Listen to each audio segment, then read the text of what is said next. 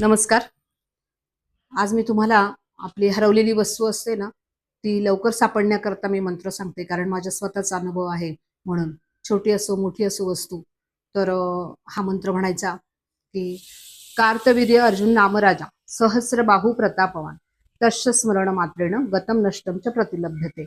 हा मंत्र देवाजवळ बसून 11 वेळा म्हणायचा, मनापासून म्हणायचा, श्रद्धेने म्हणायचा. ती वस्तू आपल्याला लक्षात येतं की ती कुठे असेल किंवा लगेच बुद्धी येते आपल्याला.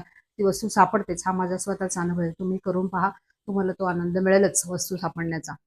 आणि अजून दुसरा असा आहे की आपल्याला कुटुंबावर जर एखादं संकट आलं, संकट म्हणजे कुठलंही असो ते, तर कुटुंबामध्ये कोणाची तब्येत बरी असो नसो किंवा अजून वेगळं काही प्रकारचं संकट आलं, तर त्यावेळेला सकाळी उठल्यावरती आपण हा मंत्र म्हणायचा ब्रश करण्याच्या आधी.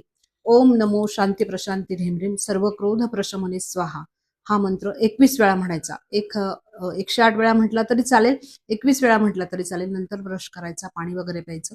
हा एक मंत्र आहे. आणि अजून तिसरा, आपल्याला वाईट स्वप्न जे पडतात, आपल्याला वाटतं आपल्या स्वप्नात असं काय झालं, आपल्याला प्रश्न निर्माण होतो. त्यावेळेला रात्री झोपताना आपण हा मंत्र म्हणायचा की वाराणश्रम दक्षिणे भागे कुक्कुटो नाम वै द्विजा तस्य स्मरण मात्रेण दुःस्वप्न सुस्वप्न वद्भवे.